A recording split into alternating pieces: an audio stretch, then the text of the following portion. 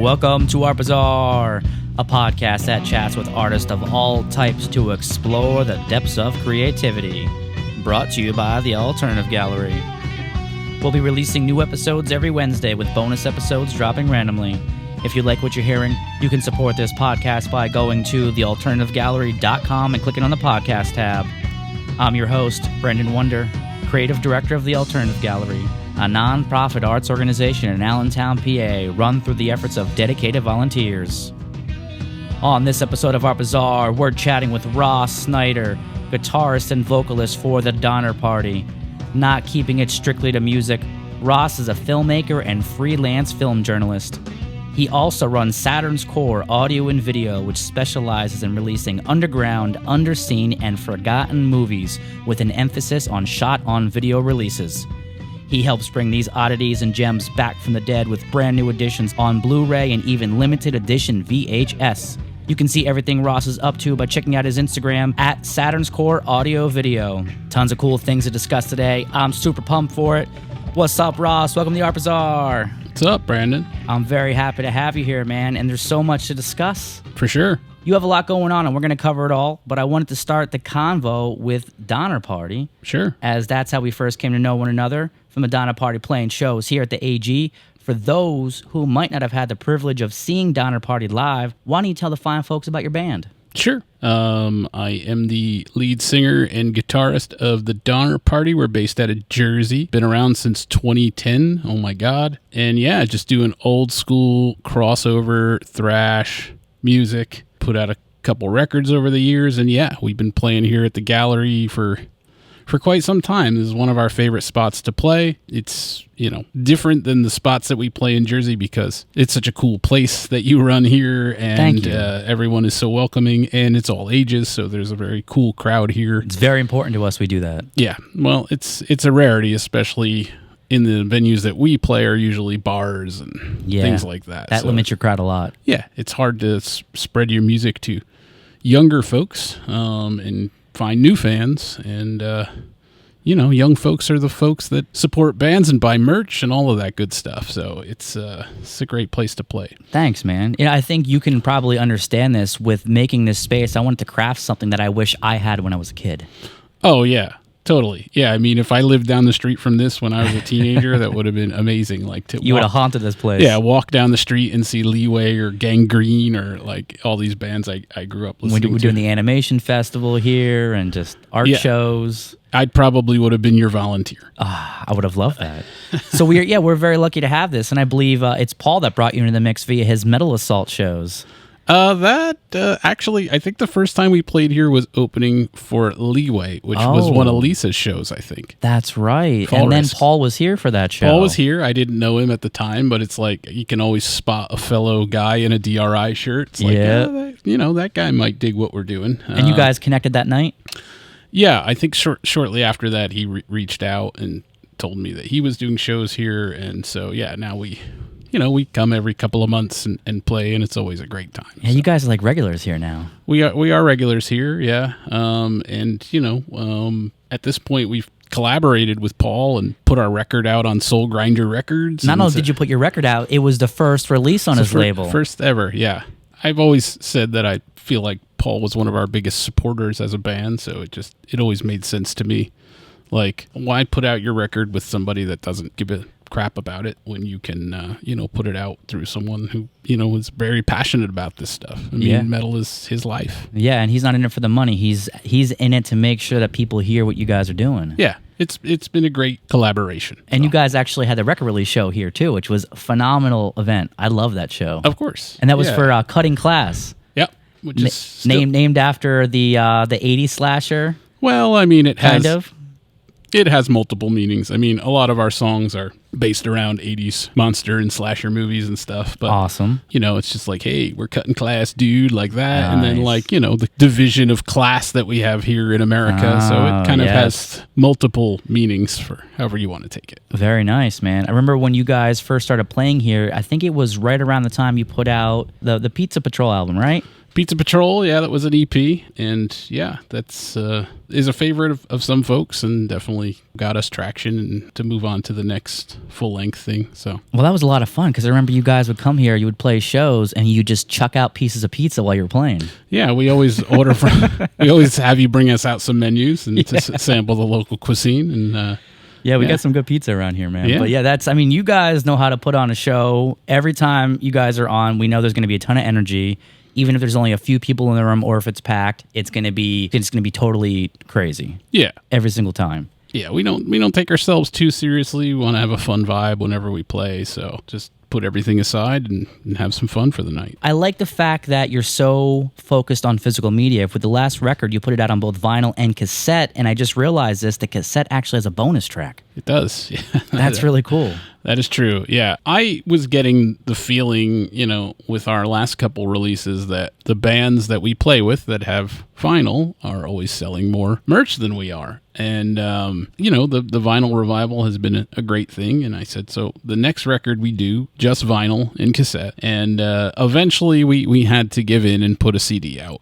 There's a place for CDs as well. Yeah. Because, of course, once we had all these records pressed, it was great because we could take them to local record stores and we had a lot of success with that, putting them in all the local record stores in Jersey and stuff. But inevitably, once I have all these records and people are coming up to the table and going, oh, can I get the CD? Yeah. It's like, no, we don't have that. You don't have a CD? Oh, never mind. I'm like, it's like backwards now. So now everybody wants the CD. But now CDs are having a big comeback because they're so cheap. Right. Yeah. I mean, we had a pretty famous local record store by us in North Jersey called Sound Exchange that I've been shopping in since I was a little kid. And we put our record in there and they were spinning it all the time. So they were, constantly calling me every week. My friend Ted, who was working there at the time, and be like, yeah, I sold another 5 Downing Party records. I need more records. So, wow. And then he was like, bro, you got to put a CD out.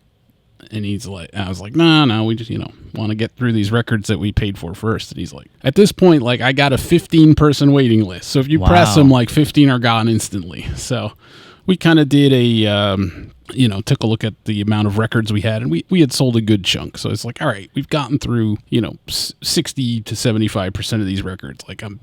I'm content to press a CD now. It's not going to hurt the sales. So I don't want to turn anyone away that wants to buy any type of physical media of the band. So, now it's available on every format imaginable. So. That's great, man. How do you feel about streaming? I mean, I know it's great for letting people know your music's out there and them checking it out, but that's what's your take on streaming? I mean, I was opposed to it for a long time. I continued on with CDs and I had a big CD collection and I've stayed that way with my movies. Obviously, I'm a big supporter of physical media when it comes to movies, but I got a Spotify account and I got to say I'm a little spoiled at this point. Oh, no. I do use the Spotify. As a listener of music, as a guy in a band, I mean, there's just no way to make money with it. So it's, I don't know how people support themselves through that, but...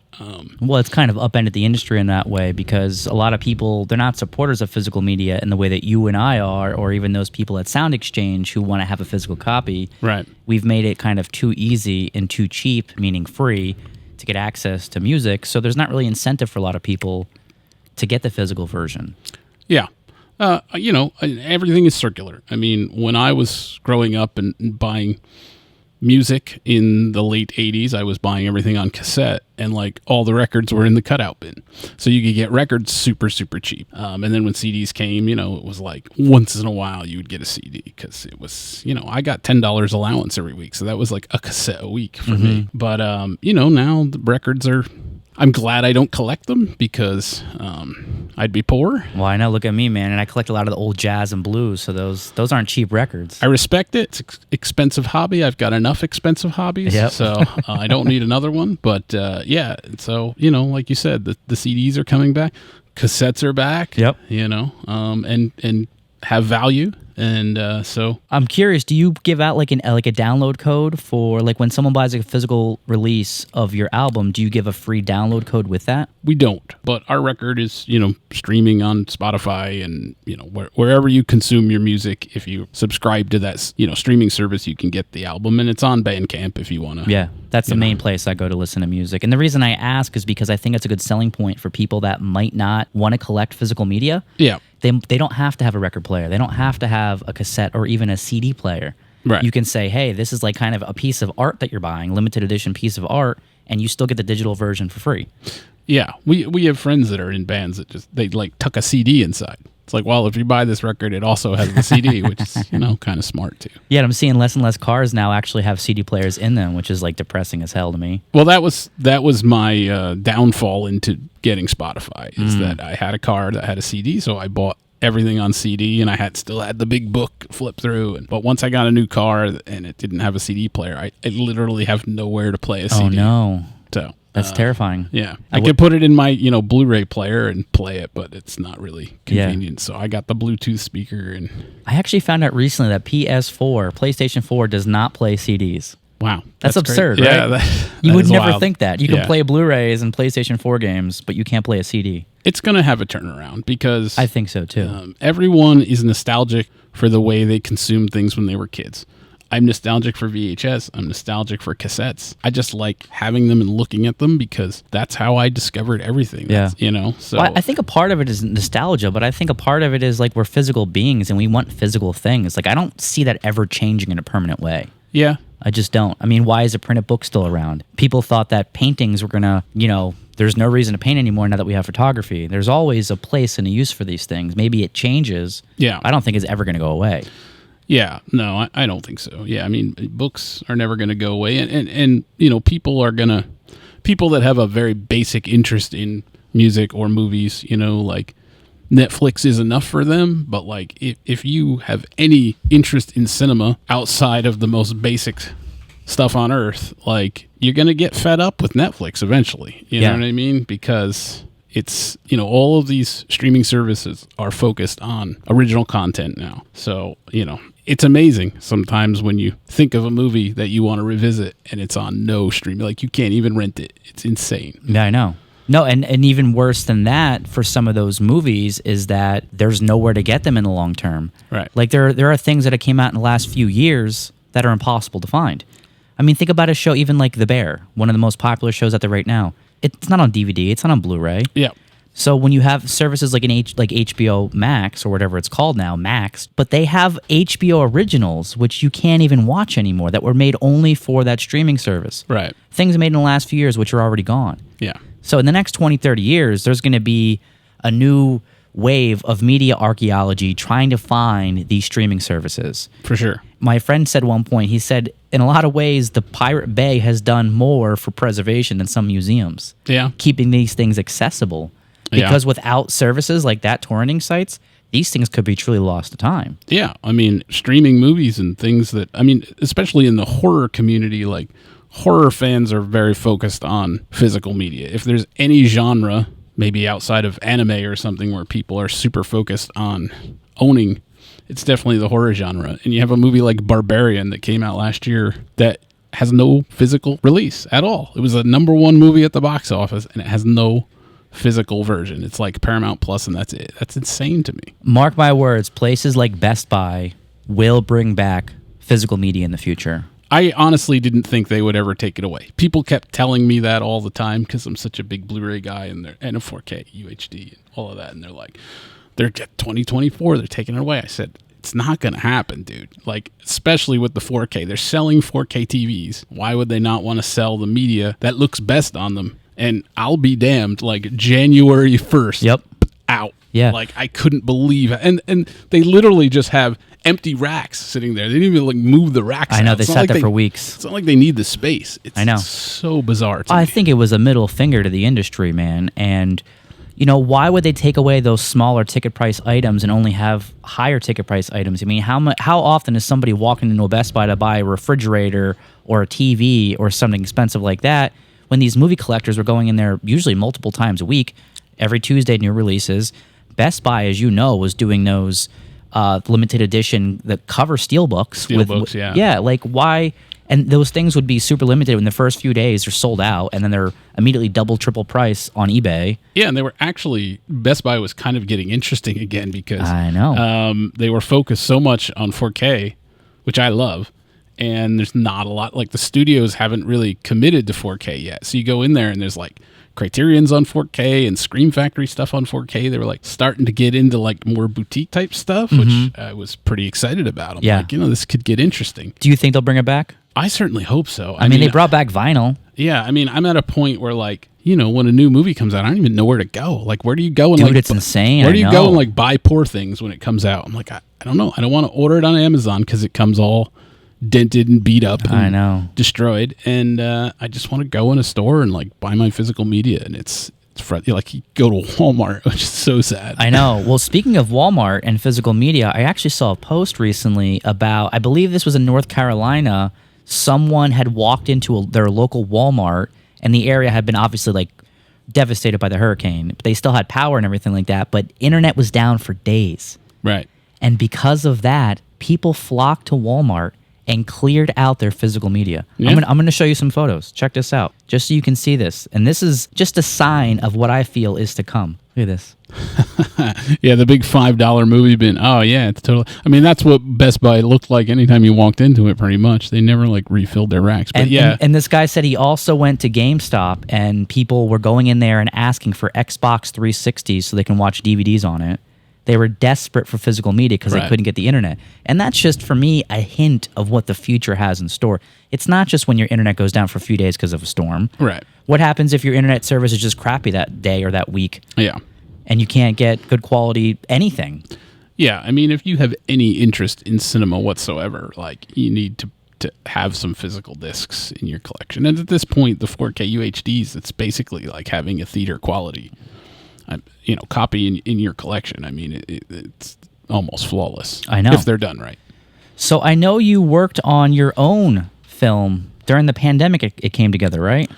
Yeah, a little before that we shot it, and we finished it like right in the winter before the world shut down. Yes. But yes, I co-directed a documentary called Mail Order Murder, the story of W.A.V.E Productions. And you co-directed it with Bill Hellfire. Yep, the infamous. Yes. Yeah. I actually know Bill. I've known Bill for years, man. That's incredible. I had no idea. We used to run in the same circles together, man. Wow.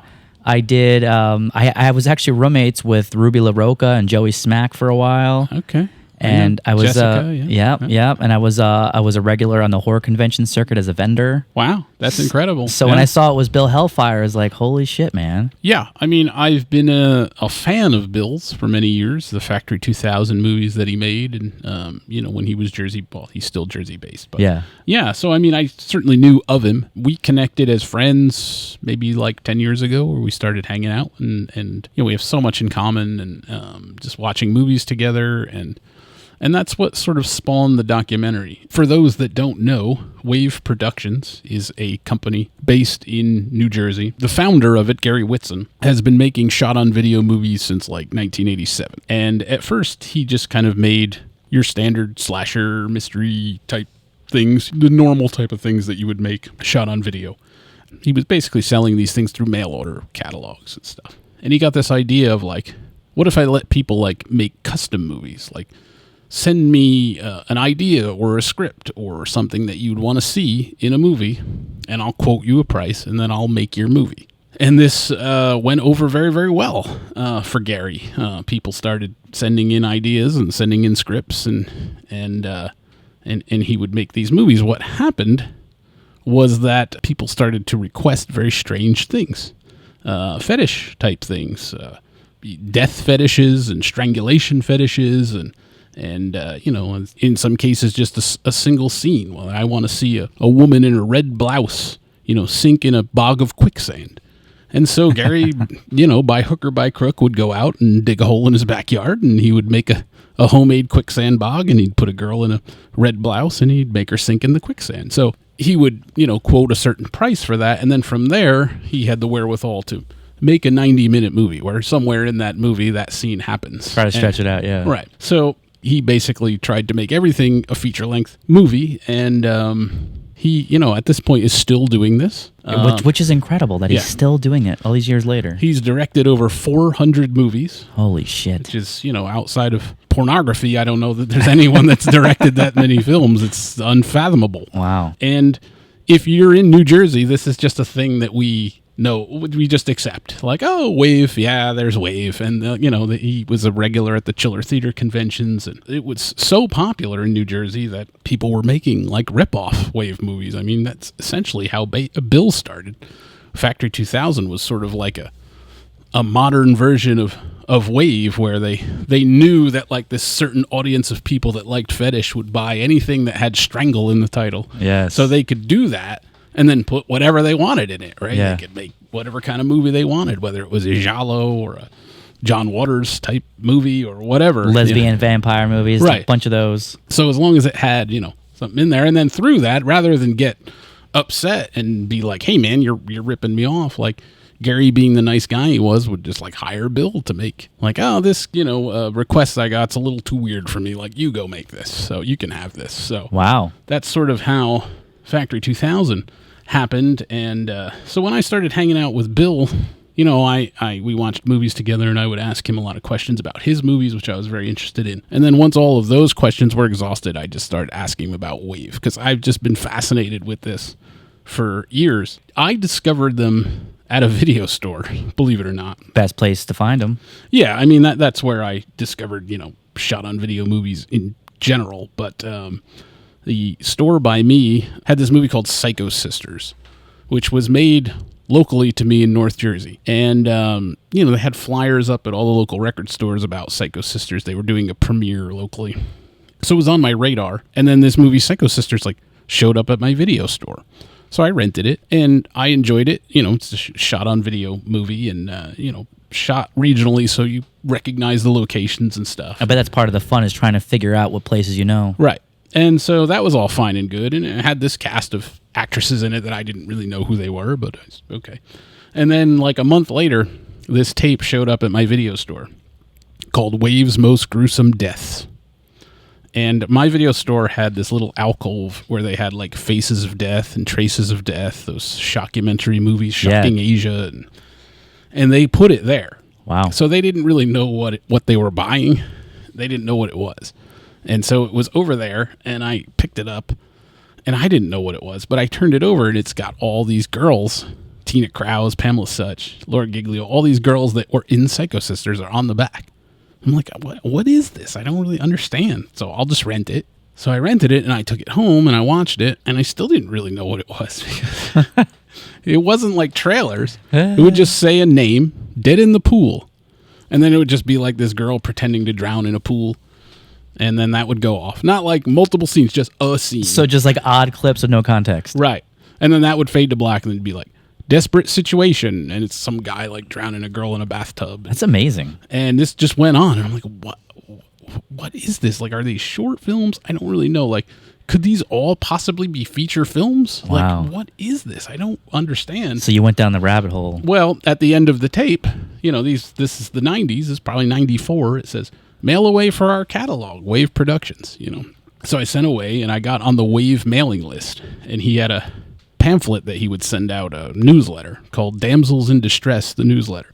And this is where I learned about him making custom movies and the whole thing. And so this is around the same time that I started going to horror conventions, and in Jersey they were always there. So I would always buy like one W.A.V.E tape when I would go, because, at this time I was a teenager. I didn't really have disposable income, so I could only like afford one. But I would always try to find one that had like the most perplexing plot outline, like Gary doing time travel, or Gary doing like cowboys and Indians, or like a Jungle Girl, serial, or something like that. I wasn't really enticed by girls being strangled or killed or whatever the fetish was. That's a certain group of people. Right. I think that I was maybe one of the only people that was watching these things just for the weird cinematic, to get off on the weird cinematic atmosphere of them. You know what I mean? Like, I really thought it was fun that like this group of 10 people had to, react and act on camera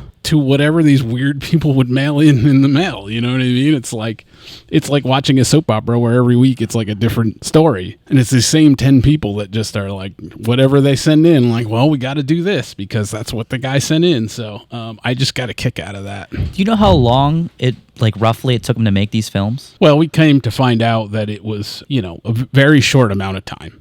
And we also quickly found out that he would shoot Like, if he got an actress there, he would shoot like 10 things. Like, okay, go sink in the quicksand. Okay, now shower. Now we're going to go over here and wear this outfit. Costume and I'm going to strangle you. And then go over here. We'll go out in the woods and we'll do this and do that. And so when we start interviewing, when we did the documentary, we rounded up all the famous actors and actresses. Infamous. Infamous WAVE actors and actresses. And we began with like, oh, tell me about the movie, Desperate Situation. And they're just like, they don't remember. They don't know what any of these things are. They just were constantly making pieces of everything at once. Right. And in most cases, they never looked at them again. Wow. There's a few of the actresses that actually had like WAVE VHS tapes where, they actually like would put them on from time to time and look at them. So it's probably the only way to make sense of what they were doing too. Right. So if you remind them and like, oh, well, you wore this big gown. Oh, yeah, I remember wearing that gown. But that's it. Like no one actually could remember from movie to movie, like what they were doing. So we kind of threw that all out right away. Yeah. So it was my idea initially to write a book about WAVE. I thought it would be very interesting to have, your typical like movie guide that reviews 400 movies, but it's just all WAVE movies. Oh, like just review every WAVE movie. You should still do that. Yeah, that's what everybody says. But the amount, I probably at this point have watched more WAVE movies than any human that's not watching them for, some creepy old man maybe has watched more than me. But I've plumbed the depths of the WAVE catalog. Wow. And we literally used like 10% of the catalog in clips. Like, that's all. Wow. Like, I could still be sitting there pulling clips because every movie you put on, you're just like, oh, my God, this is so amazing. This has to go in the documentary, Like, they all have some WTF moment that's just like, oh, my God, like, this has got to go in the documentary. So you kind of had to put a stop to it at some point. But and it's great for a documentary because you could pretty much animate any situation you can think of, a job interview, people ordering food at a restaurant, like, every single scenario you can think of in real life has been done in a WAVE movie. So if you watch enough of them, you can pretty much animate any story. That's great. Through clips of a WAVE movie. So I was going to write a book, and Bill was like, no, we should make a documentary about WAVE because nobody outside of New Jersey and maybe New York knows about this. So we conference called Gary and pitched it to him, and he agreed, and he gave us free reign of that massive archive of WAVE movies to use for clips. And we just did it. What was his reaction when you called? Was he like, why? Or was he excited about it? Did you have to convince him? Gary doesn't really seem to get excited about anything. Wow. He's a very, you could tell in the documentary, he's just a very monotone personality. So yes, I did pick up on that. It's very hard to tell when he's excited or not excited or angry or happy or anything. So... he knew Bill. Obviously, they had worked together not in many years. He didn't really know me, but, we just sort of pitched it to him, and then we just went from there. We just took a few weeks off of our day jobs, and, we reached out to all the actors and actresses, and everybody just said, yeah, okay, you can interview me about that. And the strange thing is a large portion of them are still making WAVE movies with him. That's incredible. It almost would have been amazing if when you pitched this idea to him, he would have been like... I've been waiting my whole life for this movie. This is the only reason I've made these 400 plus movies. Right. And get this call. To be a good documentarian, I certainly didn't want to be I am a fan. Everybody knows that I'm a fan, but I didn't want to be in it, first of all. And I didn't want it to be a puff piece to say that this is some great American auteur that everyone needs to discover. It's just presented, this is this thing, and it may be the worst garbage that you ever look at in your life, or you may really like this stuff. I don't know. I think regardless of whether or not you're into it, in general, it's very fascinating because, in a weird way, he took a Hitchcockian approach where, a movie like Psycho, Hitchcock knew he wanted to have the shower scene, and that was it. Right. Almost every movie he had was built around that one scene. Yeah. And Gary's doing kind of the same thing here. Right. Yeah, it's very interesting, and, we wanted to present it. It's tough because you can't just jump into WAVE for the average person. You have to first explain people in America made movies on camcorders in the 80s, and you could rent these in the video store, and there are fans of these things, all across America. There were things that came before, like blood cult and video violence, and so this was a thing. First of all, you kind of got to establish that, and then the fact that in the 90s, there was this whole sort of explosion with fanzines and, magazines like Film Thread and Alternative Cinema and all these magazines and Draculina that popped up. And, this was a whole thing, this was a whole like unified scene, and WAVE was sort of like the subgenre of the subgenre. Yes. So you kind of first got to establish all of that first and then kind of say, and then there's this other thing that happened, which is, is WAVE. Now, is Gary still a fixture at Chiller? No. Because I used to do Chiller. I don't remember him being there. He hadn't been there in a very long time. Obviously, we brought him back for the documentary. So we bought a table for him because we wanted to shoot him at Chiller. And it was also like WAVE's 30th anniversary or something was coming up. So did they put you on a waiting list to get a table at Chiller? Because I know they're always sold out. No. Chiller's pretty sad in comparison to what it used to be. It's not a place where you go and shop for physical media. It's a place where you go and get autographs from people. The massive 2 vendor rooms that they used to have is now one tiny little vendor room. Are you kidding me? Yeah, and there's hardly anyone there. There's hardly any filmmakers there like selling their movies. There's a lot of, T-shirts and, Freddy Krueger arts and crafts. Because I haven't been there in probably 15 years now when we were vending. Because, there was so much physical media back then. Yeah. Well, it was the internet that killed that because, there were people, no other way to promote your micro-budget movie, A, and B, there was, all of these people pushing sex, basically. TNA movies and stuff like that because you couldn't look that stuff up on the internet. So you had to go to Chiller and stuff. So it's been a slow descent, and really the whole horror movie convention thing on the whole has kind of gone down the tubes. It's a completely different animal these days because I still go to a lot of them. And Monster Mania was always my favorite. I've never been. The one that I love that I trek out to twice a year is Cinema Wasteland in Ohio. Yeah. It's the only one that's just like frozen in time. Awesome. It's 75% physical media. Probably because it's in Ohio. It's also run by a guy named Ken Kish that used to vend at Chiller. So he knows about how great conventions used to be. He knows what's good and he wants to stick to it. Right. So they screen movies all day and night. They do panels and, they have celebrities, but the celebrities are tied to whatever they're screening and are in the same room as the vendors. And the vendors, it's just, if you like Blu-rays, it's just Diabolic and Vinegar Syndrome and Synapse and Severin and Troma, and every company that produces physical media is there with a table. I remember when Diabolic first started, man. Yeah, they're great. And now they're huge. Yeah, they do great things, Jesse and the gang there, and, doing their own thing with Cauldron Films. And it's a great convention if you like that stuff. And then there's like one whole row there of just independent movie makers that are hawking their wares, which is great, Now, I'm curious, WAVE and even Factory 2000, I was thinking about this earlier when getting ready for this conversation. I don't really feel like there's people, aside from Gary who's still doing it, I don't feel like there's people doing this kind of thing anymore. Yeah. Is that accurate? Is there someone that's doing it that I'm not aware of? Like, is there a modern version of Factory 2000 or WAVE Productions? No, not really. Not really. There's still people left over from that era that are still chugging along. Yeah. And, there are shot on video filmmakers from that era that are still producing, that have never stopped. Todd Sheets and the Mark Polonia and Eric Stanzi. And, these guys are just like any filmmaker. Every 2 years, they make a new movie. And, so some of them have continued to chug along. But, yeah, I think it's almost like a dying art. Well, it's a different time, when you had VHS and even into the DVD era, it was like every piece of product like kind of mattered. And now you're just like, it's like throwing a penny into the ocean when you make a movie and just like put it on Tubi. Well, and the thing is too, now I think where so many of those people might have fallen into doing their own Factory 2000 style little studio, now they're just doing these short videos for like TikTok or Facebook Reels. Yeah, I would say that the modern equivalent of WAVE is OnlyFans. Amazing.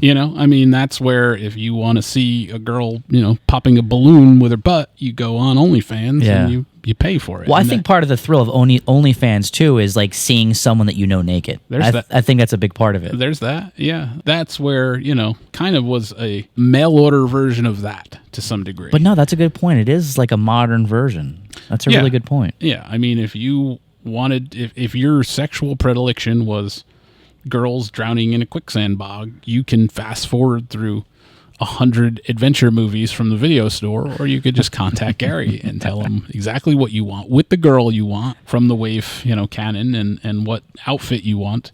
And yeah, they would do it.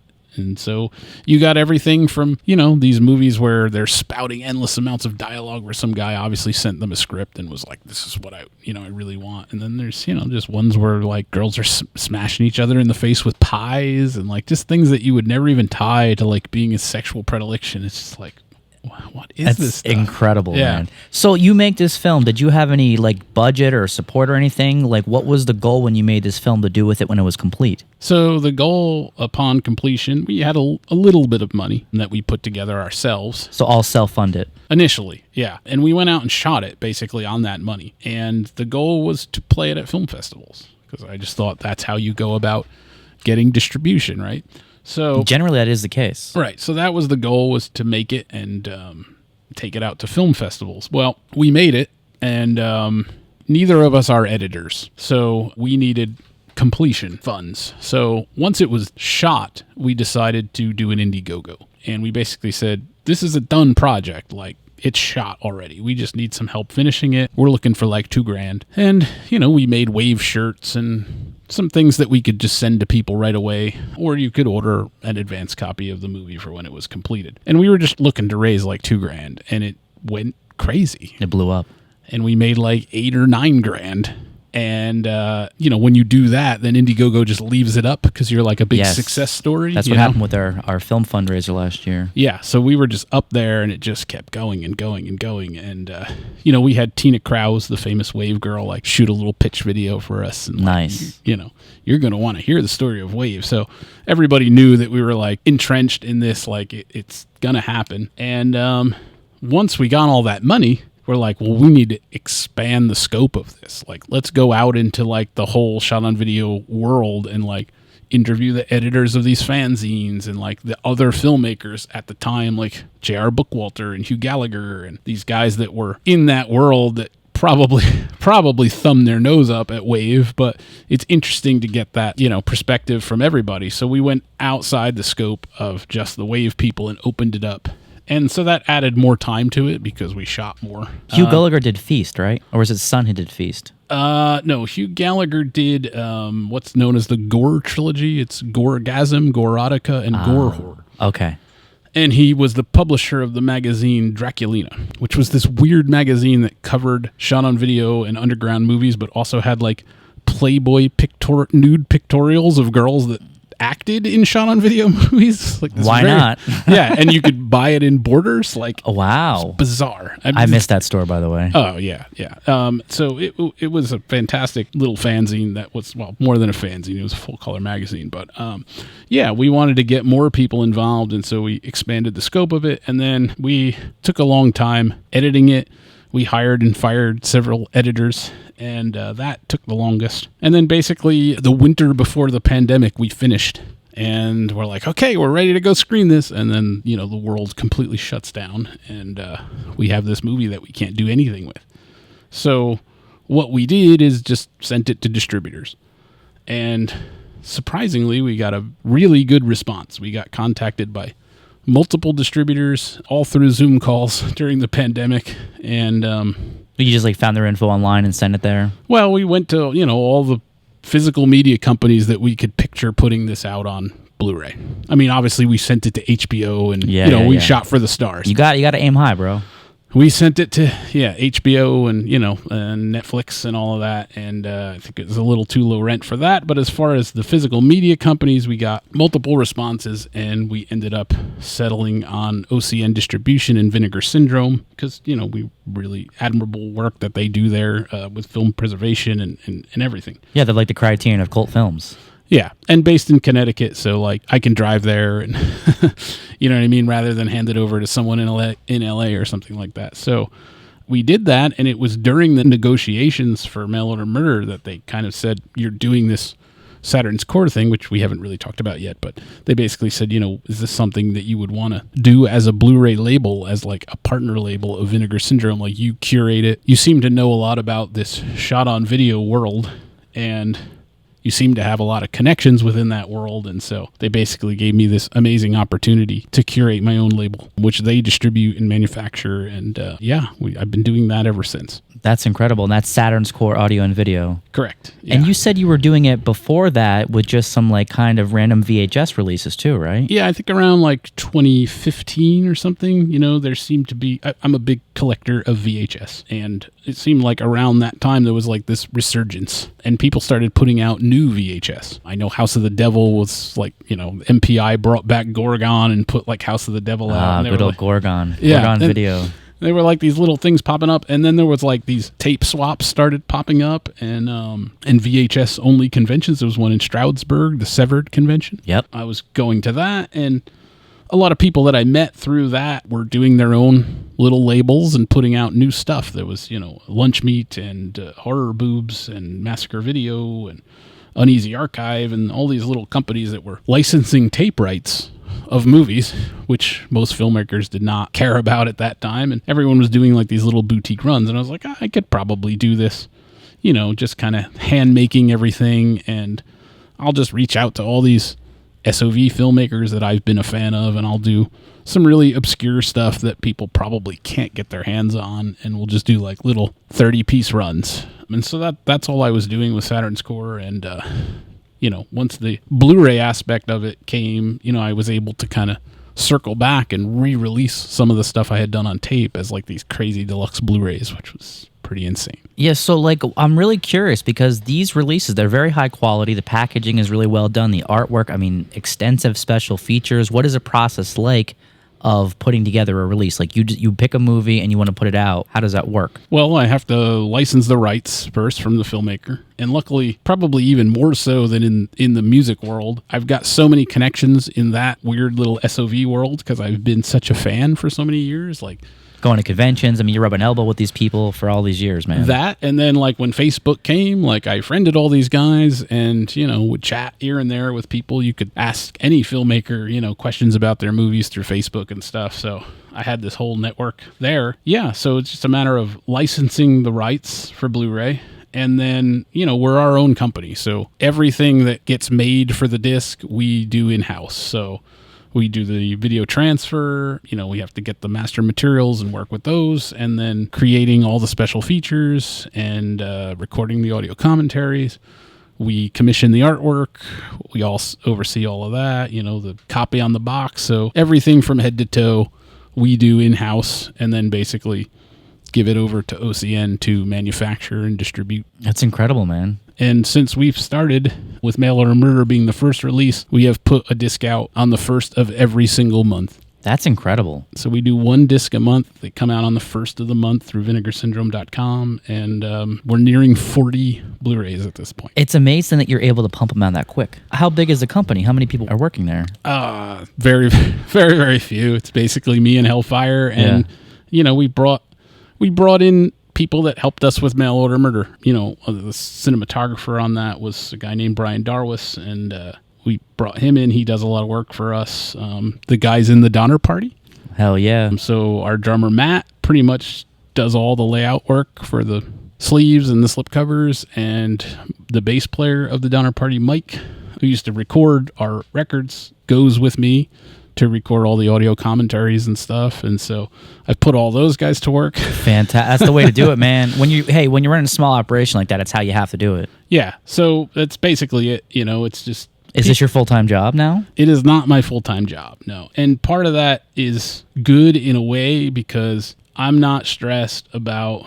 Like, I'm still just putting out movies that I really love. Like, it's just such a passion project, and it's like any movie that comes out on this label is like, this is a movie that I really love, that I've been a fan of for years and years. So it's not like, oh my god, I gotta put out these pieces of product and like where it feels like a task. Yeah, right. I'm not worried about that. I'm not worried, as bad it is to say, like I don't really care how many they sell. Like when I get the thing in my hand, I'm just so happy. I'm so happy this exists in the world. Well, I think like first of all, you and I are both CEOs.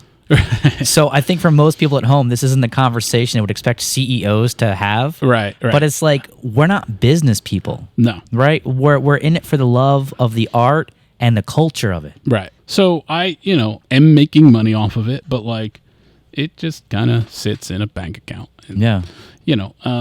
The real joy in it is just being able to shine a spotlight on these filmmakers that I grew up loving and that I've been, chanting their praise and like screaming at the sky for years about these weird movies, trying to tell people to, you got to watch Shatter Dead. It's like the craziest, like transgressive zombie movie ever made. And, people are like, okay, man, and now it's like, it's out there and like it's getting tons, all these movies are getting like tons of letterbox hits. And like from the minute that it ships, you go on Letterboxd and it's just every day, people reviewing these things. And then like, theaters start reaching out about we want to screen this at the Music Box in Chicago, or we want to screen this at Whammy in LA or at the Spectacle in New York. And these guys are like, wow, I always thought this movie, like nobody liked it. It's just got to get the right eyes on it. That's exactly what it is. I was going to ask you, I was thinking about how you pick movies in order to release them, but it seems like you've had a long list of movies that you've loved for so long, and you're pretty much just working off a wish list. Yeah, for the most part. Some filmmakers I'm like desperately trying to track down, and some of them I've been after for years and years, and then all of a sudden it just like, it happens, I connect. But yeah, a lot of them was just like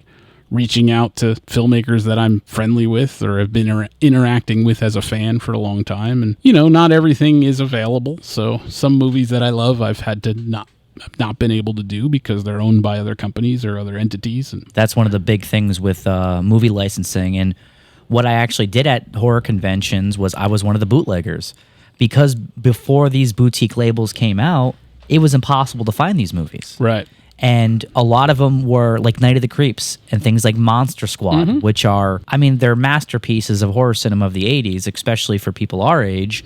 And you just couldn't see them anywhere. You couldn't get them anywhere. No. And I think it was because of those conventions, because of people like us, like watching these movies, selling these movies, sharing these movies, that you're able to do what you do now. Right. But it seems like so many of those things got stuck in like licensing rights issues. Yeah. And the fact in the Blu-ray era that, there are movies where there's no material to work with. So I think at this point, the ones that are in limbo, some of them are, tied up with studios and that have been sold to other studios and stuff like that. A lot of like, these stone cold horror classics that haven't come out, like it's obviously there's no master to work with. Yeah. We're only doing shot on video movies, so I'm not doing any film restoration. It's all tape stuff, but so what is that process like transferring the tapes? Well, that's the thing, is that as important as film preservation is, like some of these tape masters, super VHS masters that we get are like near death. Like they're on the verge of being gone. They're definitely hitting their shelf life, because most of these were just consumer grade video. Yep. And, there were some guys that were working with Betacam SP and, more commercial style. Got one of those decks right there. Oh, sweet. More commercial style, tape. But, a lot of these stuff, some, like you said, were shot on, camcorder that you buy at Sears. Yep. So we get tape masters that are on the verge of extinction. So sometimes we have to bake them to get the image off and stuff like that. A huge part of it for me is archiving and the preservation and like, okay, so now this exists on Blu-ray, probably as good as it's ever going to look. It can't be high def. It can't be 4K because it's just a video. And, it's out there. You don't upscale them at all? We do, yeah. The upscaling technology now is incredible. Yeah, yeah. So, there's different opinions on that and how it should be done, but, we do upscale them, which is controversial to some purists, but that was basically given to us from OCN. That's how it has to be, At the end of the day, some of these things look amazing. And, each movie is its own process, I'm curious about the actual, like, the decks you use. Like, did you have to go out and purchase equipment? Are you given equipment to use by the company? We are usually doing this at other houses. Okay. So, Bill and I worked at Deluxe, and a lot of those people, when Deluxe in New Jersey closed, went to other establishments, like Iron Mountain is one. Mike Rosso, who ran the EI Cinema label, he has the Film Photography Project. Yep, I know Mike. He's awesome. They do, actually, the film tech that worked with us at Deluxe, Dave Northrup, now works with Mike at the Film Photography Project. So we've done a lot of stuff there, because that's like, Mike lives down the street from me, basically. So this is like a community project making this happen. Yeah. And then some of these filmmakers, they do their own. Interesting. We did Scooter McRae's Shatter Dead, and Scooter shot that on Betacam SP. And the thing with these movies is, like, the versions that we all love and have been watching for years are like, every time you put a music track in, you went down a generation. Every time you, whether it be music or certain cuts or any type of effect or anything, it just kept going down and down. So a lot of these versions of these movies that we've been watching and loving for years are like 5th generation. So now, if you have the time and the wherewithal, Scooter went back to the original Betacam masters, downloaded everything in, and just recreated it shot for shot. Amazing. And then upscaled from there. I think it's one of the best looking shot on video movies that has been released on Blu-ray. The Shattered Dead disc that we did is just, it looks phenomenal. Wow. And so, you know, there are filmmakers that want to put that kind of effort into their old work, and that's great, but not everybody wants to do that or has the wherewithal to do it. So, yeah, we use different folks, and obviously we've met other people in our travels where we send tapes to and do transfer work for us. So that's amazing. Do you see now, you know, almost 40 releases in, do you see this label growing because now you're getting a lot of requests for screenings? Do you see it turning into something else where you can also do more theatrical exhibition? It's definitely growing. You know, we definitely have a core audience of people that buy every release that comes out. Yeah, even so you have a subscription for the monthly releases. Well, Vinegar Syndrome has their own subscription, and with that you get all of their in-house discs sent to your house. It's not exclusively tied to Saturn's core, but if you have a Vinegar Syndrome subscription, you can go in and buy any of the partner labels, including us, at a severely discounted price. Gotcha. So, you know, we get probably a lot of their subscribers, which is great because a lot of the people that are buying these movies have no idea what they are. Oh, of course. You know what That's I mean? part of the fun, though. Right. Vinegar Syndrome has a loyal audience that's similar to Criterion or something where they just buy everything, or at least everything is on their radar. And there used to be a big stigma behind these movies when they came out in the 90s where people were like, oh, these aren't movies because they're not shot on film. It's just video garbage. They're like soap operas. Well, that's very gatekeepy. Like, you know, cinema can only be one thing. Yeah. And it was like that. I mean, any of these filmmakers you talk to, like, their work was reviled by a large audience and just instantly dismissed because of the format it was shot on. I think they were also trying to do that, though. Could be. In some cases, at least. But, like, this is, like, at the height of the 90s. Horror in the 90s, and this is a hot take, was kind of garbage, like, especially in America. Yeah. I was an avid Fangoria reader since I was a child, and we get to the 90s, and it's like, oh, Addams Family's on the cover. Oh, Jurassic Park is on the cover. Oh, Leprechaun is on the cover. Like, I was like, I don't really care about any of this stuff. And then, like, I discovered all this amazing, like, innovative shot-on-video stuff that was being covered in alternative cinema and Film Threat and stuff. And I'm like, why is Fangoria not covering this? Like, this is so much more innovative than what's happening. Well, they were trying to reach the biggest possible audience. Of course, yeah.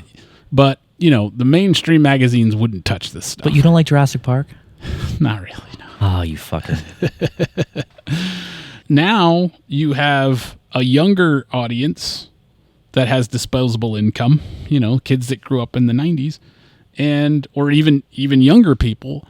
Everything they watch is shot on video. The Marvel movies they watch are shot on video. Yes, so they are. There's not this stigma anymore of like, that's film, that's video. It's a rarity to go see a new movie that's shot on film at this point. So I think it's less about that stigma is now gone. So now people are looking back at these things that we're releasing with a different pair of glasses because it's just like, is this a cool movie? Like, maybe I was gatekeepy and disregarded this in 1994, but this looks pretty rad. Like, they're not for everybody. There's always going to be those film purists that don't want anything to do with it. And again, we're working with Vinegar Syndrome, which is a super film-centric company, so... I mean, their name is literally taken from the degradation of film prints. Right. We're seeing that huge audience of people are discovering these things and are enjoying the curation that we're doing, which is great. So, yeah, it's growing. And, yes, there is a theatrical aspect. We certainly have been reached out to. A lot of these things have screened all over the country and overseas, and I screen every year with the VHS Fest at the Mahoning Drive-In here in PA. And is that something you started? I didn't start it. My buddy Josh, who does Lunch Meat Magazine, is actually the one who started it. Yeah, no, I know Josh. He's done stuff here with us, too. Him and Earl Kess from Museum of VHS, who were both of them. Earl Kess is the one that ran the Severed VHS convention in Stroudsburg. Up in Sherman. Yeah. So Josh started VHS Fest at Mahoning, and it was the summer I was shooting Mail Order Murder, so I didn't even go to it. I was on the road shooting Mail Order Murder. I miss it every fucking year, man, because I always have something that weekend. And it was just like, I'll just play. I mean, they literally playing VHS tapes and projecting them. Yeah, badass. And year 2, he reached out to me and was like, hey, would you want to like co-run this with me and co-curate it and stuff? And so starting year 2, I came in. Okay. But it was really Josh's baby. But yeah, every year. And he's down in Georgia now, right? North Carolina, Raleigh. He's in Raleigh, yeah. But yeah, we still do it every year at the Mahoning Drive-In. It's usually around the 4th of July. And at this point, it's just like the Woodstock for VHS collectors. Yeah. And fans of that nostalgia. So we're getting Canadians and people from Sweden. Well, people camp out there too. You can camp out there all weekend. During the day, it's just a huge flea market of tape trading, and I'm almost more excited for that aspect of it. A lot of people are. Yeah, a lot of people. I mean, the movies, we can't even start until the sun goes down. Yeah. So it's like 9 p.m. at least. Yeah, a lot of people tap out. But yeah, a lot of heavy drinking, I imagine. Yeah, sure. Yeah, the amount of tapes that are changing hands there and rarities that are changing hands there, it's pretty incredible. And that is just growing every year. We went from like selling out day of to like selling out weeks in advance. And then this last summer, we sold out Friday and Saturday and expanded it to Sunday. We added a 3rd day. Nice. So it's just getting bigger and bigger every year. Are all the good tapes taken after that first day, though? Yeah. I mean, the thing is that different vendors come in. Not everybody vends Friday and Saturday. Oh, interesting. I didn't realize that. So a lot of times on Friday people will be gone and new people will be there. So it's worthwhile to stay for the weekend. Cool, man. But yeah, that's been a great event. And, I weasel in weird SOV stuff into the mix every year. I try to usually play something that's coming from Saturn's Core or just came out on Saturn's Core. Do you go out to conventions as a vendor with Saturn's Core? Because I know that was always a big way to sell these things. I actually don't, because Vinegar Syndrome is at every convention in America and abroad. Oh, so they just take the stuff with? A lot of times, yeah. Badass. It's sort of like what they grab and what the convention is. I just came back last weekend. I was out in Ohio for Cinema Wasteland, and they had like our 5 newest releases on the table, which is good. When they set up in Jersey at Chiller, they bring a ton because they know it's like big SOV ground there in North Jersey and stuff. Oh, for sure. So it's according. But yeah, VHS Fest is pretty much the only thing I do have been. I just went out to Dead Formats in Indianapolis this year because I've been hearing good things about that tape show. How was it? It was a really cool event. Yeah, nice big room, and a lot of people came out, and I will say that I got awesome tapes there. So I don't really care how much I sold. I just, before it opened, while the vendors were setting up, I found some crazy stuff there. So speaking of collection, how big is your collection roughly? I mean, it's pretty massive. Do you have a count? Do you have a spreadsheet? No, I don't. Roughly, you got 10,000 tapes, 5,000 tapes? Well, I don't know, but it's also, I have racks like this that go all the way to the ceiling that pretty much line my entire apartment, and like all the Nightmare on Elm Street and Hellraiser and all that's all behind. Yeah. And then I have one wall that's just all SOV. I have over 250 original W.A.V.E tapes. Wow. I mean, that's sort of like my main thing at this point is like, whenever a W.A.V.E tape like surfaces, luckily like I'm the guy, people reach out. People usually reach out and go, is this a real W.A.V.E tape? Especially now after the documentary. Right. So a lot of times people reach out and just be like, can you authenticate that this is a real one? And then if it's one I have, I go, yeah, that, good luck with that. And if it's one I don't have, then it's like, yes, it's real, and please sell it to me. Yeah, or trade it to me. So I'm always after the W.A.V.E stuff. And do you consider yourself to be an art collector? Do you consider these to be pieces of art? I mean, I certainly enjoy looking at them. And yeah, I mean, some of these things were distributed so regionally or at one convention, or, you know what I mean? And like, people are always like, what's your want list of tapes? I'm like, my want list of tapes is like things I don't even know exist. Like, correct. You know what I mean? Know that, dude. I totally feel that, man. Yeah. The W.A.V.E movies in particular, like Gary did this weird thing where like he'd release a movie and then like whatever, another convention would come up 5 years later and he'd like put the same movie out with like slight box alteration. So like I have found the same W.A.V.E movie, like I'll find Bloody Creek 3 times and it's got, each one has like a slight variation. It's like, what is he doing? You really should do a book on it though, because you're probably, aside from Gary himself, possibly you're the authority here. Well, I like to think so. And the other thing that's amazing with Gary is I go to his house pretty regularly because we record commentaries together. Because with Saturn's Core, we've put out like 2 W.A.V.E movies a year on Blu-ray. And the amazing thing with Gary is you go over there and, you know, whatever the movie is, like, oh yeah, Gary, we're putting out, you know, Hayride Slaughter on Blu-ray.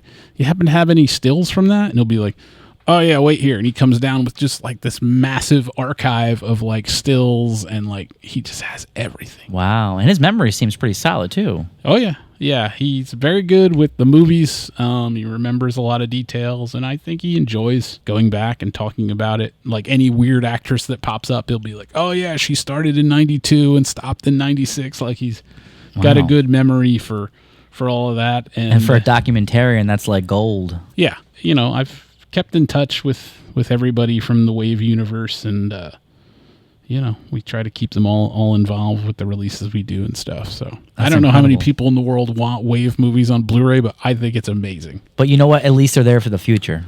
They are. Yeah. And we try to, as you mentioned before, everything we put out, like we pack to the gills, like Criterion style, like just loaded, because we're not filling up a disc with a 4K transfer. So there's all this space on there. So like, are they 2K? Basically, it's still analog video. Sure, you know sure. what I mean? So it's like, it doesn't really take up that much space on the disc. So you can just load it with like whatever. So all of these filmmakers that we reach out to, I'm like, look, if you own all your movies, like put all your trailers on the disc. Yes. Like, so that the people that do watch this and dig it, like they can watch all your trailers, and whether I put them out or not, like whatever, they're going to hit your site and just be interested in your work. You know, it's interesting because when DVDs first came out, studios were doing that where they were just dumping all kinds of trailers on DVDs because there weren't a plethora of special features, and now you like never see that. No. It's very rare, especially from big studio releases. And it's like Criterion Collection has set that bar so high for comprehensive special features. Yeah, I even feel like over the years that they've, in comparison to like what Vinegar Syndrome does on some discs, where there's, you know, multiple cuts and 2 commentaries and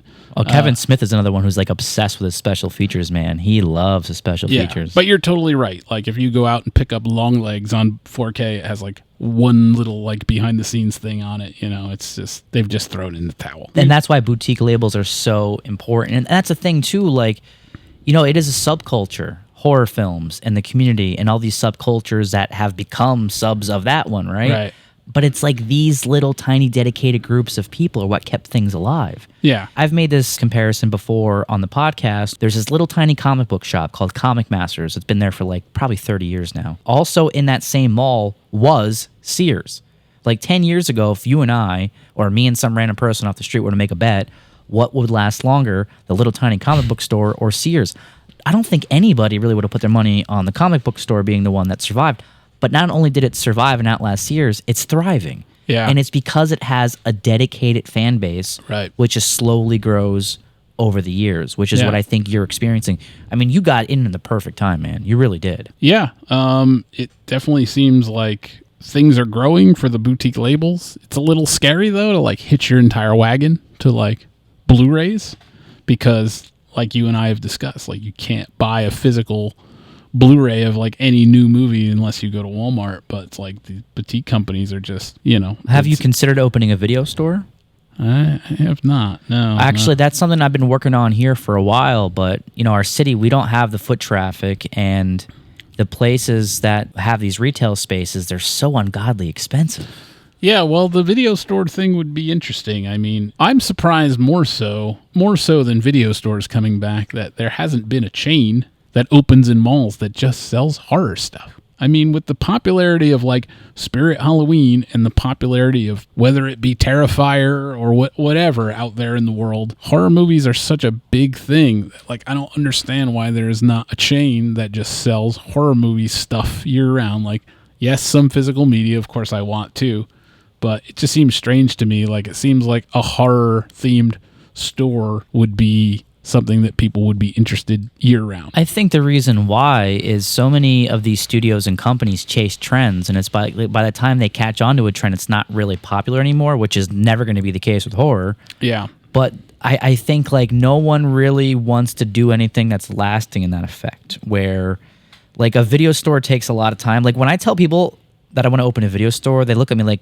I'm insane. No. Like, why would you do that? I want to go to a video store. Obviously, but like for us that grew up in them, there's a lost, you went in there and when you stream something, you're not dedicated to it. There's no investment, it's like, oh, this movie's boring, I'm going to shut it off. If you rented that shit, like, I don't care how bad it was, even if it was a video game, if it was terrible, you would sit there and miserably play it all weekend. And that's another reason why watching movies in theaters is so important, because you can't just pause it and walk out of the room. You have to pay attention to it. Which is like with streaming, it's like, I'm just going to pause it and walk away and never finish it. Yeah. And the thing is, like with video stores, like you mentioned it earlier, it's all about curation. It's not about just nostalgic. It's not about, I want to relive these things when I was a kid. The person that runs that store is a curator. Mm-hmm. You with your label, you're a curator. You're choosing what to release and what not to release. And that's super important. Yeah. And I think there's a fine line between gatekeeping and curating. I agree. Curating is so important. And the algorithm is never going to give it to you. No. Because you might watch comedies all day long, but it doesn't know that all of a sudden on a random Sunday afternoon, you just need a Shaw Brothers Kung Fu flick. Right. Now, I didn't go to film school, but I feel like I went to film school because I met a guy that changed my world and my view of cinema completely. I managed an independent record store, movie store for about a decade. It was called Compact Discworld. And their flagship first location was in Totowa, New Jersey. And I managed that store for almost a decade before it was sold to the FYE people. But there was a man that used to come in there, and he was the English teacher at the local high school. So a lot of the kids that worked for me had him as a teacher and were like, oh, he's such a cool teacher and stuff. And he was a huge film guy. And I mean, this guy knew everything. You could talk to him about Street Trash or Basket Case or like any, horror movie. And then you could talk to him about Truffaut or Godard or Russ Meyer, or he just was a wealth of cinema knowledge that I've never met since. And this dude would talk about film, and then he'd be like, oh, you like Argento? Like, what have you seen? Well, I saw, Phenomena and Deep Red. Oh, okay. And then the next week he would come in with a box, and he had laser discs, and he had Japanese laser discs. So he would make me on blank tapes, like the entire Argento catalog. Wow. In widescreen, from Bird with the Crystal Plumage to like Trauma, and he would just give them to me. Here you go. That's crazy. And like Jodorowsky, everything. And his shit was impossible to find in the United States. He gave me everything, including the Rainbow Thief and Tusk and like the ones that no one could get their hands on. Wow. And I mean, this guy just turned me on to, once he got a feel for what I was interested in. And this was at a time like, when I grew up, obviously, I had seen every Ghoulies and every Critters, but like I didn't know shit about even Scorsese or John Sayles or any of the great American auteurs. As sad as it is, I think it was probably Quentin Tarantino that kind of like broadened my interest in, after seeing Reservoir Dogs, it was kind of like, wow, I really like this. Like, what inspired this? And that led me to Scorsese and things like that. And a lot of Asian cinema, I would guess. A lot of Hong Kong action movies.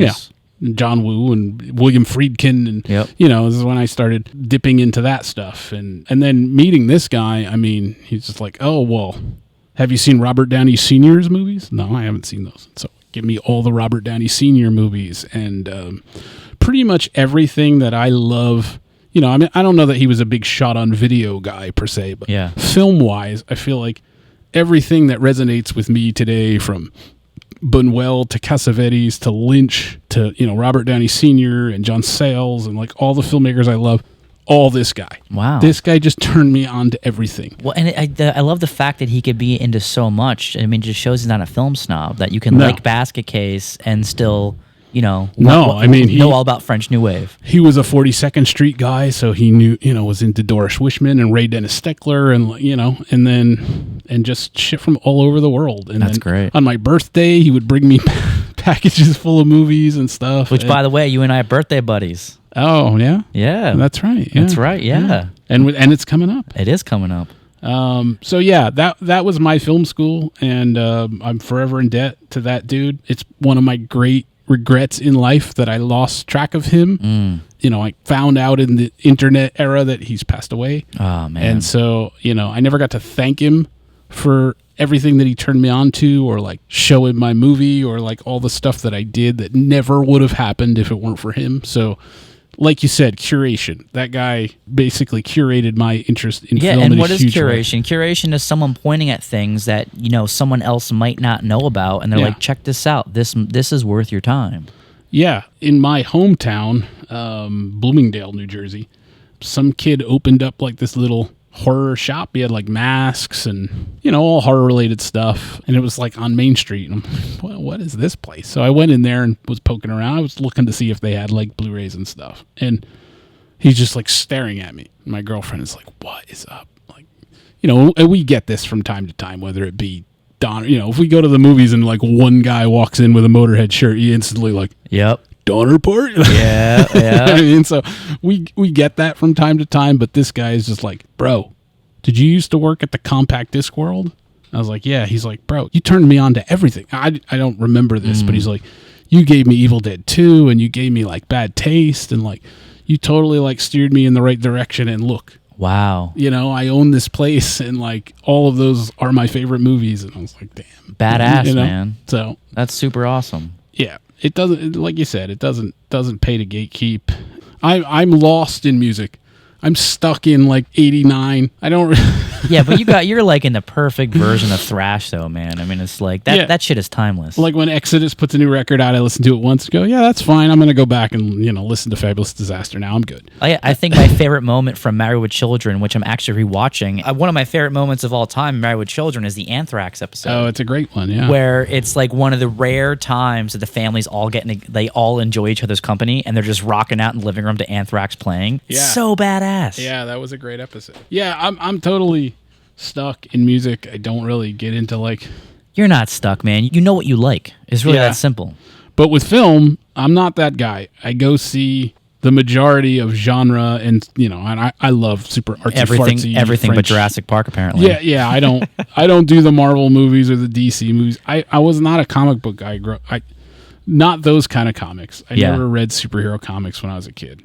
I did get into like underground black and white when that whole thing was exploding, and Faust and Razor and all of that, and like they made a terrible Faust movie, so I know how all you people feel when your favorite superhero gets ruined or your favorite comic book gets ruined. Like it happened to me. But I go see everything, and I appreciate new films that come out. I'm not like a curmudgeon when it comes to film. You should come out to our animation festival. And, when is that? It's the 24th to the 27th of October. Okay. At the Roxy. It's in Northampton. It's like a 15-minute drive here from the gallery. I think you would be especially interested in the Friday and Saturday night blocks we're doing, because they're more of the horror and sci-fi and just like more wacky stuff that we can't put in the other blocks. Right. I mean, we have films from, I think it's 31 countries. Wow. So we got some like really world-class stuff. Cool. And it's in a movie theater that was built in 1921. It was a Nickelodeon and a vaudeville theater, so it's got some extreme history. I think it's probably the best-looking theater in the Valley. Yeah. It's got the beautiful marquee outside. Are you an animation guy at all? Do you like animation? I do, yeah. Cool. I'm not a Disney guy, but I'm a huge Warner Brothers guy, so. Yeah. I loved the old Looney Tunes shorts, man. Untoppable. I know, untoppable. Yeah. We have a bunch on 16 millimeters, some of the old prints from the 30s. I buy every Blu-ray set that comes out. I never get tired of them. Yeah, I can watch the same ones, just like re-curated in different order. I think it's like 80% now of the original shorts up until the early 40s are now on Blu-ray. It's almost everything. These new discs that they've been putting out, these Spotlight collections, are crazy.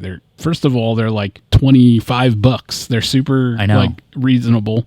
They don't really have any extras, which you know I did enjoy the Jerry Beck commentaries and all of that stuff. But they're putting out specifically curating ones that have never been on physical media. Yeah. So it's like it's so weird to put in a disc of Looney Tunes and like watch 10 in a row that I've never. Like, how have I not? How are there 10 Looney Tunes that I've never seen? It's crazy. But even like shit with Bugs and Daffy, it's like, why didn't they play this one on TV? I just like they played the same like 50 on TV when we were kids. And that's one of the failings too of like movie theaters now. A lot of those shorts would play before a feature film in a movie theater. And they would kill. Yeah. You don't see that anymore. And when we try to do stuff, I as much as I can, maybe not so much Looney Tunes because obviously licensing issues, but things like that, you know, especially UBI Works and Fleischer Studio, like Fleischer Studios, man. That was like 1930s. That's like peak animation for me, dude. That stuff is so timeless. Yeah. And even when little kids see it now, they like fall in love with it. For sure. It doesn't feel like an old film that's almost 100 years old. Yeah. The magic is still there. Yeah. And I'm nostalgic for all the 80s Saturday morning cartoons I grew up watching, which you get to a point where I pretty much revisited just about everything, and some of them hold up well, some of them don't hold up well, and then other ones are like, wow, this is way smarter than I like if you go back and watch Count Duckula, it's just like none of these jokes hit me when I was a kid. There's no way I understood this at all. The one that I was obsessed with as a kid that I watch a lot now that I'm surprised at how solid it is Real Ghostbusters. Like, that is so incredible. Some of those episodes, if they were films, if they were like live action movies, they'd be like rated R. They're pretty terrifying. The Boogeyman episode with Egon, that's where you discover why he became a Ghostbuster, because he was haunted by the Boogeyman when he was a kid. Really amazing stuff. I actually find one that is pretty interesting to rewatch, especially chronologically, is Garfield and Friends. Oh, interesting. Because it obviously got good ratings and they knew that they could just do whatever they want. And that show got like zanier and like more subversive as it went on. Wow. It's just some very strange episodes on that I have to revisit that. It's worth another look. I'm sure you remember this one, Twisted Tales of Felix the Cat. Yeah. That was amazing. Yeah. And that one just kind of flies under the radar now. Yeah. It was adult animation before it was such a thing. Well, yeah. And I also remember when Bakshi brought back Mighty Mouse. Yes. Oh, I remember that. That was insane. Like, That show is so demented. I mean, it eventually let it to be kicked off the network, but wow. I mean, I love Bakshi. Another filmmaker that fella turned me on to was Bakshi. He's amazing. Gave me Hey Good Looking and like all the ones that Coonskin. He's still putting out work. Yeah. I mean, it's mostly I think the most recent thing he did a few years ago, it was a short. It wasn't a feature length thing. I think it was like 20 or 30 minutes long. Yeah. But it's still self-financed and he's doing exactly what he wants to do. But there's one thing we didn't mention. It's Donner Party has a show coming up this week. We do, yeah. You want to talk about that? It's Friday, October 18th at, what is it, Quinnz Pinz? Quinnz Pinz in Middletown, New York, yeah. Our first time up in Middletown. Yeah? So, yeah. What's Earthquake Logic? How do you say this band's name? Dystopica? I believe so, yeah. And Shadow Witch, and of course Donner Party. Yeah, our friend Birdman Dan, it's his birthday, so it's a free show. And he used to play in the band Rorg. It was a thrash band out of New York. And it's his big birthday bash, and it should be fun. It's our first show in a while. Definitely our first out-of-state show in a while. So, are you not playing a lot of shows right now because you're involved with other projects, or like where's the band right now? Are you writing any new material? We're writing some new material. Yeah, I mean that was my goal, was to make a record this year and maybe put it out next year. But we're getting older, and I don't have totally, I'm busy. I'm super busy. Sounds like it. But the other guys have kids and stuff. I don't. So, people have their family obligations and stuff, and that sometimes puts a hold on things. Sure. That has kind of reared its head this year for us. Okay. And we had to, turn some shows down and some other stuff. But, we're writing some new stuff, and hopefully a new record soon is what I'm hoping for. So. Awesome, man. And obviously once that new record's out, or even in the meantime, if you guys want to hit up Paul and set something up here, we always love having you. No, I've been feeling the itch. It feels like it's been a while since we've been up here. So. Let us know, man. Yeah, we gotta do it again. And I think the one show we had you guys here for, you didn't headline it, and everyone's like, why wouldn't Donner Party headline it? Because you guys went on, crushed it, and the next band was like, I forget what the band was, but even they said, like, dude, we should not have gone on after them. Yeah, Paul always says that. You can't follow the Donner Party. No. I'm not going to say that. Especially when you're chucking pizza around, bro. How do you follow that up? Because if you're chucking anything worse than pizza, I'm going to start to have a problem with it. Right. But, I mean, Now, you guys are amazing. Thank you. This is a fascinating conversation to hear about everything you got going on. I mean, it's right in my wheelhouse. It's right up my alley to what I love. Yeah. I got to come up and visit you. I want to see what you guys are doing, if that's a possibility. Oh, for sure, yeah. I haven't seen Bill Hellfire in years, man. I'd love to hang out with him and shoot the shit. It's crazy that we have so many mutual connections. Yeah, I know. Once I saw that he co-directed that film with you, because I didn't even know you did any of this. And you played this one, I forget what show it was, but you just brought the disc of Mail Order Murder. Yeah. And you're like, this is a documentary I made during the pandemic. Check it out. I was like, huh, okay. A few weeks went by, and then I finally popped it in. I'm like, this is what? This is fascinating. And then I see Bill Hellfire, and then like Michael Rosso and Art Ettinger's in it, like all people that I've known from all these years from conventions. Yeah. And I was like, I gotta know more about this. Yeah, well, I know that you have a history with documentaries as well, so I just figured that you would dig I love it, yeah. One thing I wanted to mention from Saturn's Core before we wrap it up here. Sure. There was something that jumped out at me, one of the titles you'd released, Mom and Pop, the indie video store booms of the 80s and 90s. Yeah. What's that about? A filmmaker named Bobby Knipe made this documentary, and it's basically, it's nothing earth-shattering as far as facts go. Yeah. But it's basically just a lot of people waxing nostalgic about the video store of their hometown, how it shaped their life, and the films they discovered there.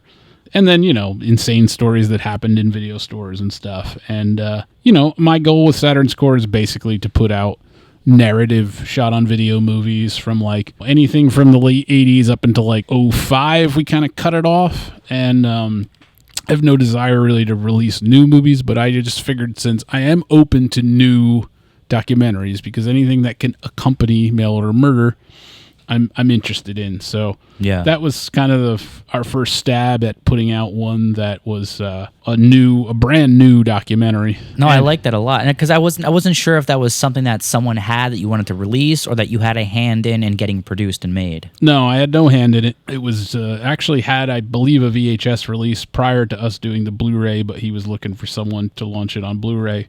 And the other great thing about that documentary is that it does focus on some of the essential still functioning video stores in America, from Orbit DVD and profiles about 5 or 6 currently operating archives. And I thought that was super important. So yeah, no, really fascinating stuff, man. Like, thank you for taking the time to let me know about this, and the fact that we could record a conversation like this and then share it. Because I feel like this is a conversation you and I would have naturally eventually had anyways. Probably. But here we got to record it and now share it. So thank you very much, man, for doing this. Oh, it's my pleasure. Once again, we've been chatting with Ross Snyder, guitarist and vocalist from the Donner Party, New Jersey's gnarliest thrash band. Ross also runs Saturn's Core Audio and Video, which specializes in releasing underground, underseen, and forgotten movies with an emphasis on shot-on-video releases. He helps bring these oddities and gems back from the dead with brand new editions on Blu-ray and even limited edition VHS. Very important work he's doing with Saturn Core, so we're super thrilled to be able to chat with him. Ross, thanks so much for coming out, man. Thanks really for having me. Yeah, it's my pleasure. And if you're enjoying the Art Bazaar podcast, please help us grow by liking and subscribing to the podcast. We want to reach a worldwide audience to help bring attention to all of the amazing creators and unique folks we bring on. They certainly deserve it. And that's all for now. Thanks for listening, everyone. We'll see you next time on Art Bazaar.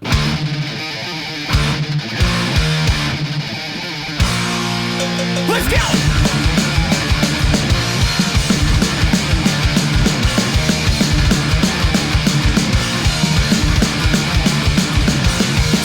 For the bosses, freaks and sheets, burn across the $1 trillion deficits and aliens devour shit.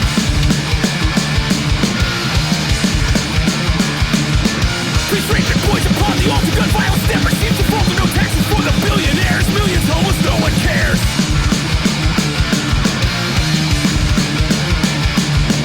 Beyond all comprehension, sicker than any splatter flick. God sends his grace on thee.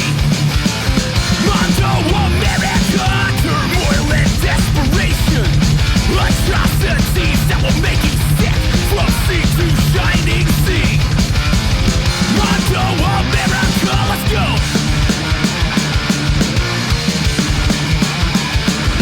News media reported fiction, a plague of opioid addiction, borders locking kids' cages, girls are tricks to earn their wages.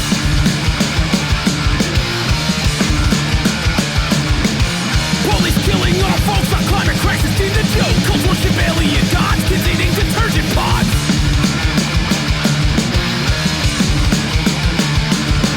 Beyond all comprehension, sicker than any splatter flick. God sent his grace on thee. Mondo America, turmoil and desperation, atrocities that will make you sick from sea to shining sea. Mondo America, let's go!